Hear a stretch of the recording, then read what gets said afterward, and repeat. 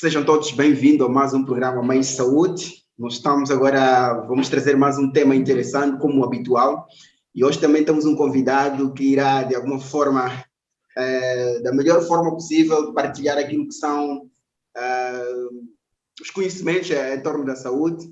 E a sugestão do tema de hoje é um tema bastante interessante, provavelmente muito pouco abordado no dia a dia, ou seja, no exercício da medicina do dia a dia, mas ela constitui um diagnóstico bastante coletivo, muito abrangente, e provavelmente, ao debruçarmos em torno deste assunto, nós iremos nos identificar dentro deste diagnóstico. Muitos provavelmente irão se identificar neste diagnóstico.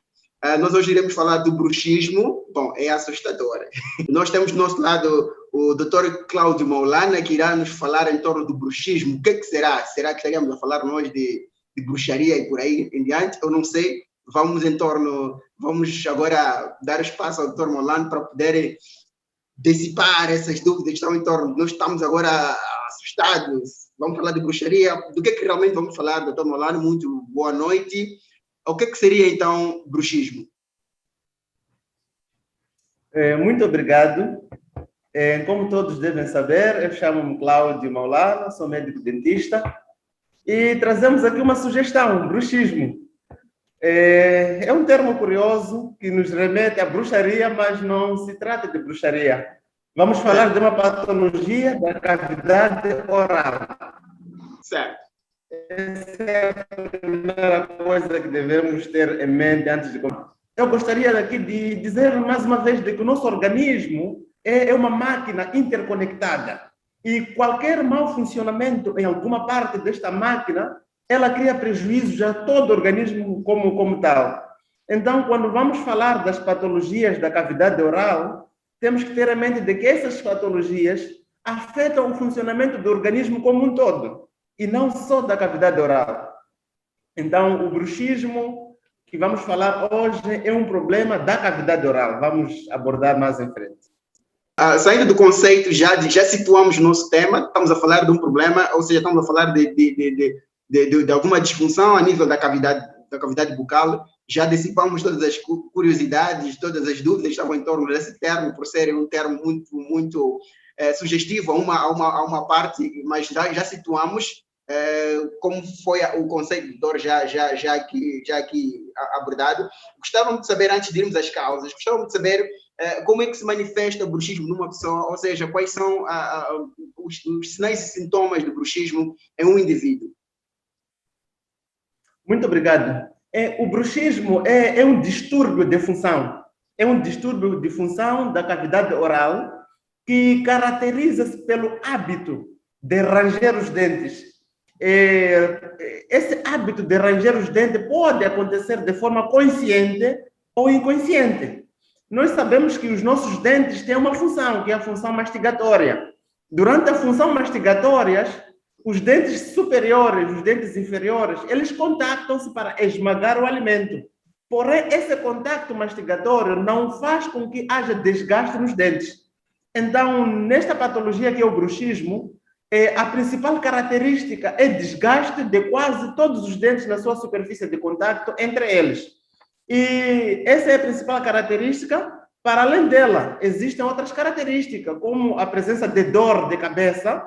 É curioso, a dor de cabeça está associada a muitas patologias.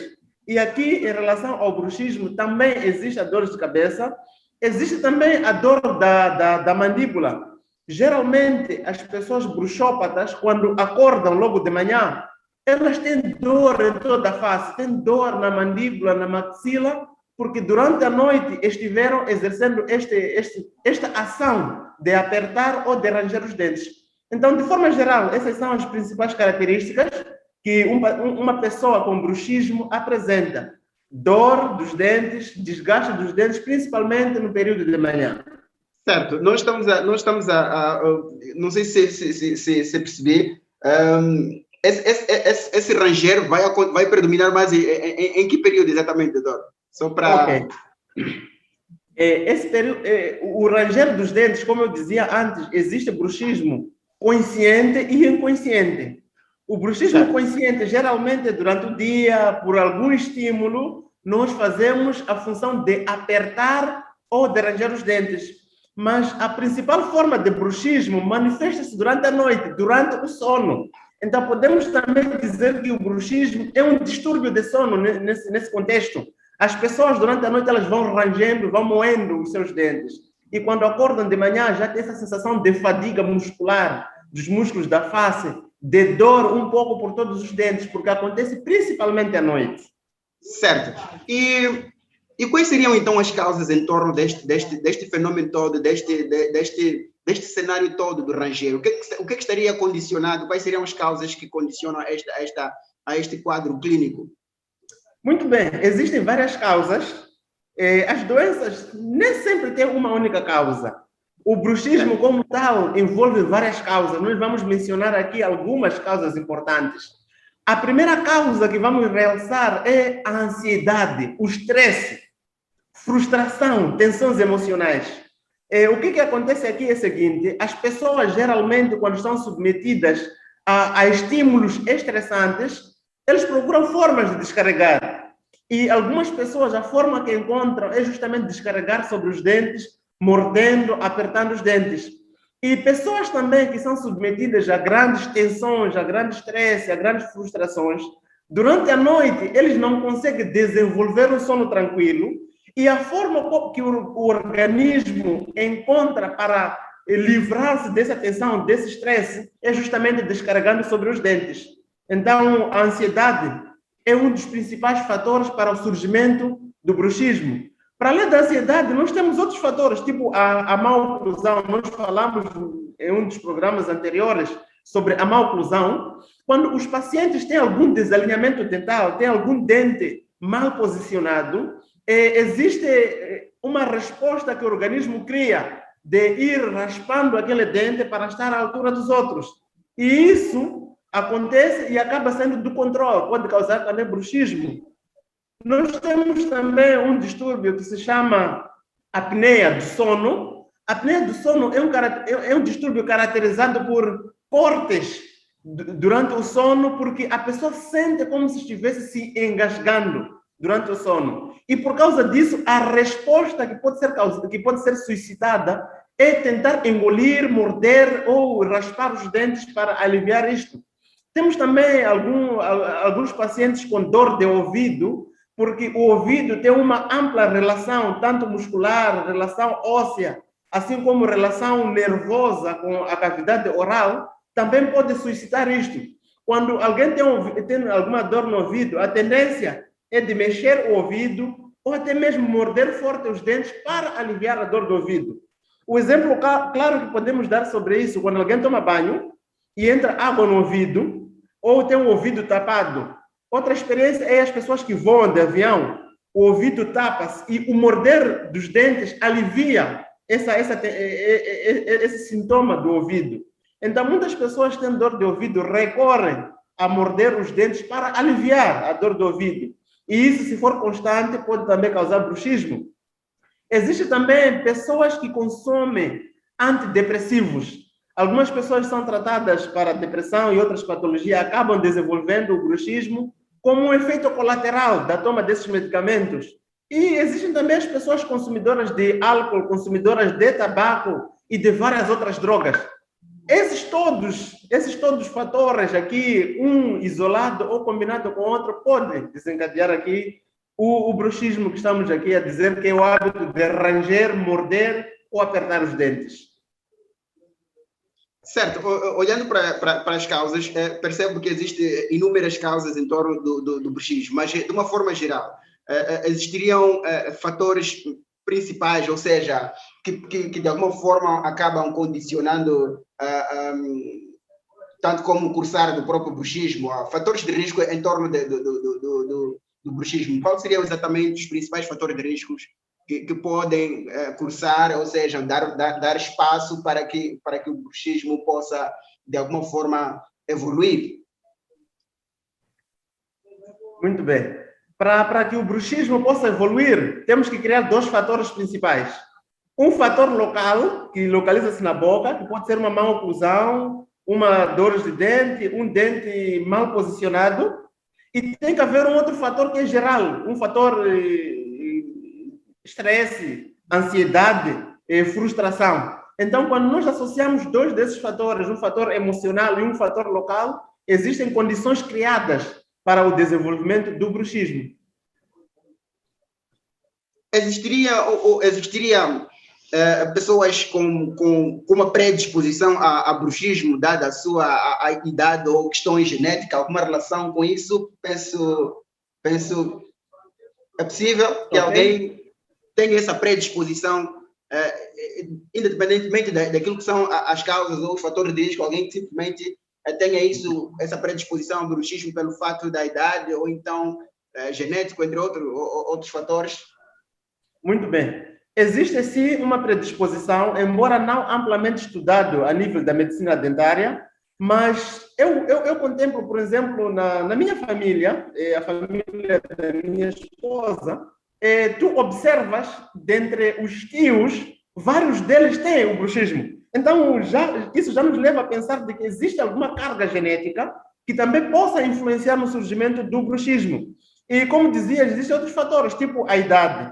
Vamos só fazer aqui uma breve comparação. Os adultos jovens, os adolescentes, se formos a olhar para a cavidade oral, eles têm uns caninos, uns dentes caninos muito pontiagudos, muito salientes. E com a idade, aquela saliência vai desaparecendo, vai desgastando-se ao pouco por causa do uso mesmo dos dentes. Então, quanto mais aumenta a idade, esse também pode ser um fator que contribua. Mas, de forma geral, eu acho sim que existe uma carga genética. Há pessoas de mesma família que todas elas apresentam bruxismo. É por existir alguma informação genética que influencia.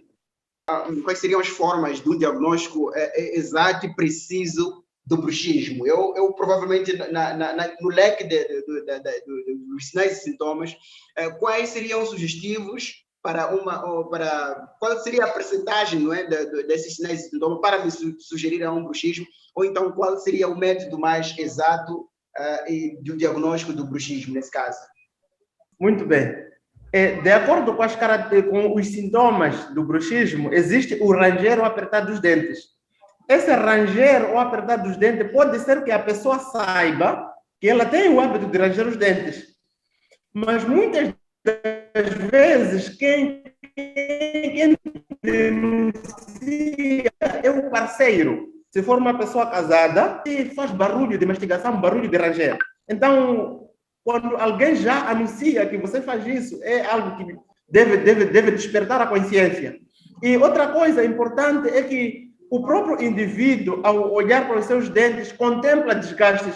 Eu vou tentar aqui mostrar, eu tenho essa imagem que mostra aqui uma boca. De forma geral, os dentes têm pontas, são pontiagudos, não são como se fossem superfícies lisas. São superfícies com depressões, assim como nós vemos. E os indivíduos com bruxismo, tenho aqui um outro modelo, mostra os dentes assim, com um ligeiro alinhamento entre os dentes. Parecem dentes bonitos, assim, retinhos eles. Então, esse desgaste, esse aplanamento dos dentes, também é um sinal sugestivo. Quando a pessoa observa-se no espelho e contempla que os dentes vão se desgastando, vão ficando lisos, isso mostra que, de alguma maneira, tem algum sinal do bruxismo. Mas, de forma geral, o diagnóstico definitivo é dado por um médico dentista, uma consulta, avaliando esses sinais todos, a história. Aí chega-se a uma conclusão de que existe, sim, bruxismo, por causa do padrão de desgaste dental, principalmente por causa disso. Eu gostava de voltar um bocado, fazer só para frisar a questão dos tipos de bruxismo. Eu percebo que você falou de bruxismos conscientes e inconscientes. Fica complicado, por exemplo, um diagnóstico de um bruxismo inconsciente. O que me dá a entender ao termo inconsciente quer dizer que a pessoa nem tem noção de que faz isso. Como é que essa pessoa encontra ajuda? Como é que essa pessoa tem a oportunidade de ter um diagnóstico se ele está numa situação de um bruxismo, por exemplo, inconsciente? A questão está mesmo concentrada no bruxismo inconsciente. Provavelmente eu não tenho a consciência de que eu tenho um bruxismo. Como é que eu tenho a oportunidade de ter um diagnóstico e possivelmente um acompanhamento, uma orientação médica? De todas as formas, o bruxismo, tanto consciente e inconsciente, dificilmente são os pacientes a perceber. Porque você arranja um pouco hoje, um pouco amanhã, e parece um hábito normal, inofensivo e qualquer coisa. O bruxismo inconsciente, principalmente, acontece à noite, é noturno. As pessoas rangem ao dormir. E quando acordam, eles não têm essa atividade de ranger os dentes. Então, como é que ele descobre que é um bruxópata? Principalmente apresentando-se a uma consulta de rotina. Muitas das vezes, o paciente com bruxismo é descoberto porque vai para extrair um dente, vai para tratar um outro dente. E é ali que o médico anuncia, olha, para além do dente que te traz aqui, você tem um problema geral que se chama bruxismo. E aí começa a fazer um questionamento. Quando você acorda, não sente dores musculares a nível da face. Quando você come saladas, quando come alimentos muito gelados, muito frios, não tem sensibilidade dentária. Essas manifestações todas vão ajudar a chegar a um diagnóstico conclusivo. Mas, de forma geral, as pessoas dificilmente descobrem, a não ser que vão a um médico. E, a partir de hoje, porque estamos a debater, esse é um programa público, as pessoas vão tomar um pouco mais de consciência de que os dentes estão se desgastando. Isso talvez chame a atenção de, olha, pode ser. E aí procura um médico para a confirmação diagnóstica. O bruxismo é ou não uma preocupação médica?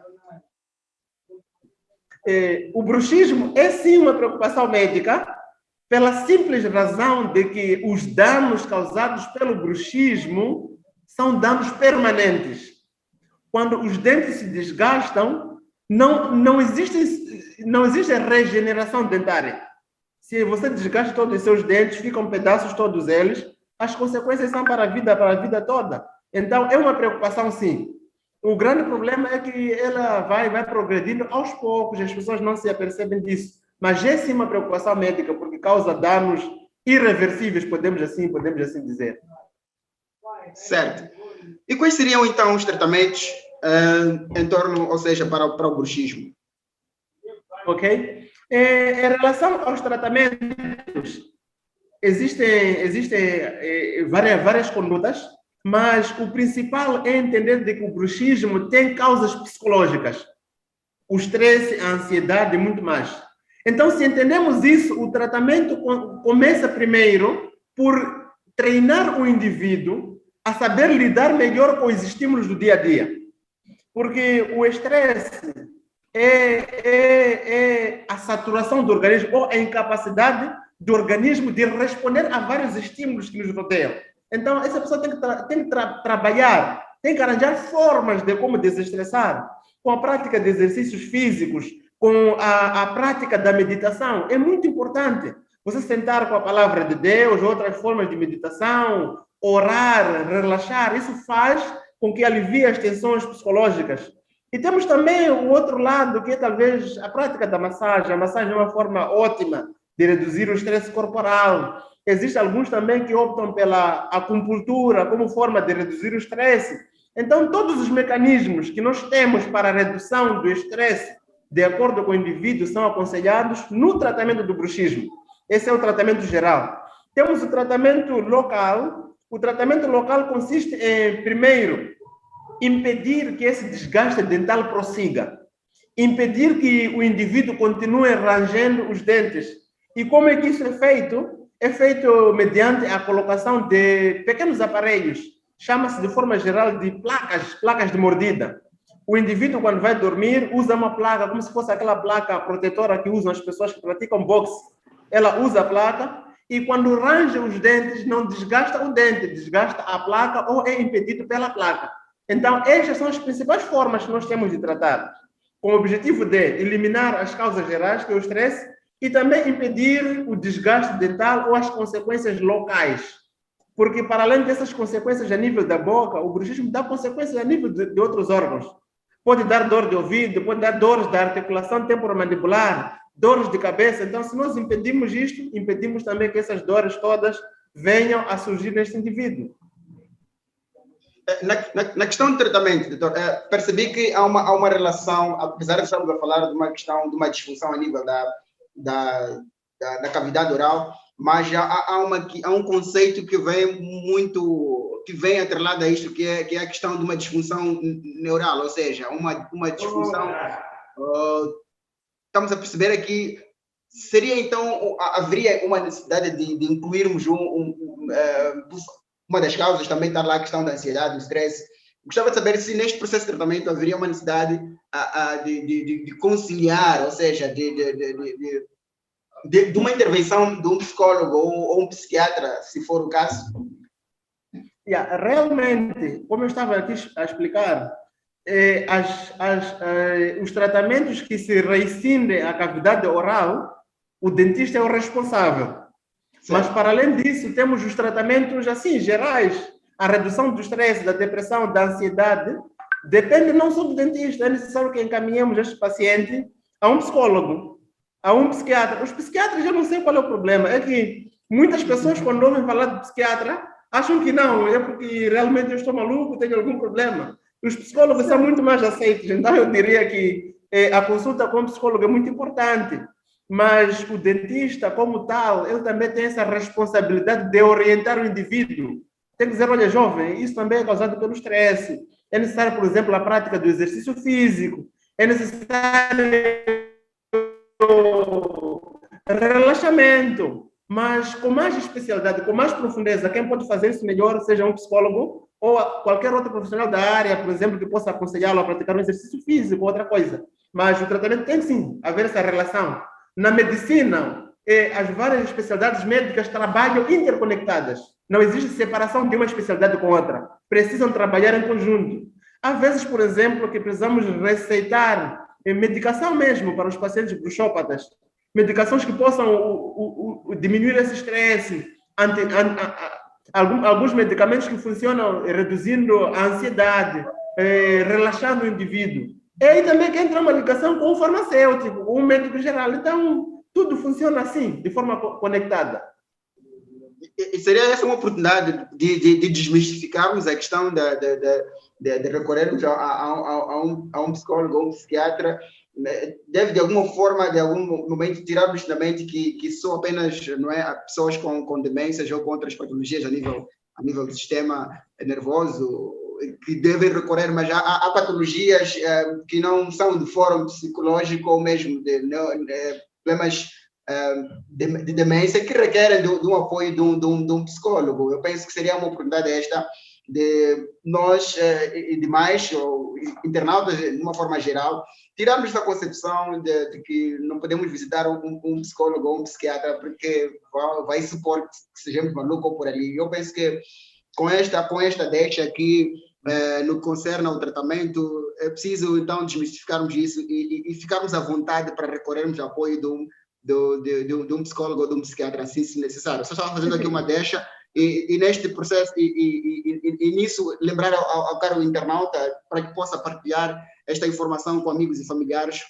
porque o que estamos a perceber é que esta é uma situação, ou seja, pode ser uma questão que é identificada com muitos de nós. Provavelmente muitos de nós tenhamos ou estejamos a passar por essa realidade de bruxismo. Então é importante que partilhemos essa informação, comentemos e façamos com que essa mensagem, acima de tudo, possa chegar a mais pessoas possíveis para que, na verdade, possamos combater este que é uma realidade, uma preocupação médica que acomete, não é? Acima de tudo, muitos, mas muitos mesmo, muitos dos internautas, muitas das pessoas, de uma forma geral. Eu gostava mesmo irmos para uma questão. O bruxismo tem cura ou então há aqui uma questão. Quando eu me refiro da cura, eu me falo de uma cura definitiva, em que eu tenho este comportamento, tenho este problema, tenho esta doença, mas depois de uma intervenção eu fico totalmente livrado, ou então apenas estamos a falar de um tratamento que vem apenas amenizar aquilo que tem sido numa prática geral, ou seja, numa forma prática, ou moderar, né, aliviar aquilo que tem sido desgaste. Existirá então um tratamento, uma vez acometido por bruxismo, eu passar, sim, a não mais sofrer de bruxismo? Ok, muito obrigado. A parte que o nosso apresentador tocou é muito importante. Nós, geralmente, procuramos assistência profissional para tratar problemas. Certo. Qualquer médico, ainda que seja um neurocirurgião, muito mais do que operar, ele tem a função de prevenir. E nós não gostamos de ir ao médico para prevenir. Até mesmo o dentista, só vai lá quando tem dor. Então, o conselho geral que deve ficar para nós aqui é de que todo profissional tem a função preventiva. Eu vou ao psicólogo para prevenir que eu tenha algum problema mental. Vou ao psiquiatra também para a mesma coisa. É importante realçar isso aos nossos telespectadores. Em relação ao tratamento definitivo do bruxismo, o que acontece? Não temos um tratamento definitivo. Temos a cessação do bruxismo. Estamos a falar o quê? Se a pessoa consegue trabalhar nos fatores psicológicos, elimina as causas de estresse e tudo mais, o dentista prepara aquilo que é uma placa de relaxamento na cavidade oral, o que vai acontecer é que o bruxismo para. Não há progressão do desgaste dos dentes, mas não há também aqui aquilo que é o retorno à posição inicial. Se um dente já está desgastado, nós conseguimos parar naquela fase em que se encontra. E o dente continua assim, mas não progride. Esse é que é o tratamento adequado do bruxismo que nós temos. Impedir sua progressão. Isso é possível. Certo. E quais seriam, então, doutor, os cuidados em torno do bruxismo? Uma pessoa que é acometida com bruxismo, quais seriam os cuidados a se ter para que possa ter mesmo uma vida de qualidade, ainda que tenha o diagnóstico do bruxismo? Muito obrigado. Os cuidados que o indivíduo deve ter são cuidados que não só beneficiam a boca, né? Por exemplo, a prática do exercício é um cuidado importante. Isso vai beneficiar tanto a boca pela eliminação das tensões e tudo, mas vai beneficiar o corpo como um todo. Temos aquilo que se chama crioterapia. Os indivíduos com bruxismo, elas podem fazer massagens faciais usando temperaturas baixas, bolsas com pedra de gelo. Isso faz com que os músculos descansem e essa tensão seja aliviada. Temos também a questão de evitar alimentos muito duros, a questão de beber muita água, isso ajuda a aliviar as tensões do organismo como um todo, ajuda a diminuir o estresse. Temos a questão também de dormir bastante. Pessoas que dormem menos do que 8 horas de tempo, isso é prejudicial. Quando a pessoa dorme adequadamente, sono de qualidade, isso ajuda a aliviar o bruxismo. Temos também alguns exercícios de relaxamento facial, de relaxamento dos músculos, e isso ajuda a aliviar o bruxismo. Temos também a redução do estresse diário. De forma geral, o bruxismo também conecta-se a personalidades individuais. Pessoas muito explosivas, pessoas muito raivosas, e tendem a descarregar todas as suas tensões sobre alguma coisa. E quando não encontram a sua volta, descarregam sobre o seu próprio organismo. Então, treinar também a personalidade, ser alguém um pouco mais relaxado, que leva as coisas não de forma desleixada, mas de forma realística, isso ajuda no tratamento do bruxismo como um tanto. Então, nós temos muita coisa por fazer e podemos fazer, e isso ajuda a aliviar não só o bruxismo, mas as outras doenças também do organismo. E quais seriam, então, as possíveis complicações do bruxismo?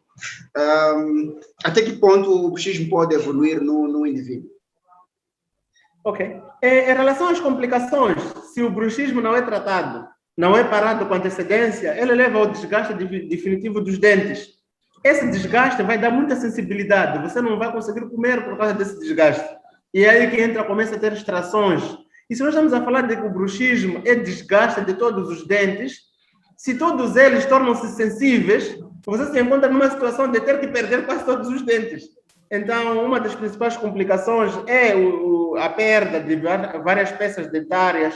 Outra complicação possível e frequente é dores de cabeça constante. Essa pode ser uma complicação do bruxismo. Temos a dor facial. Às vezes até que há desvio da face, da parte inferior da face, como resultado do bruxismo. Temos também os distúrbios da articulação temporomandibular, dores de ouvido, são complicações possíveis que o bruxismo possa trazer a esses indivíduos.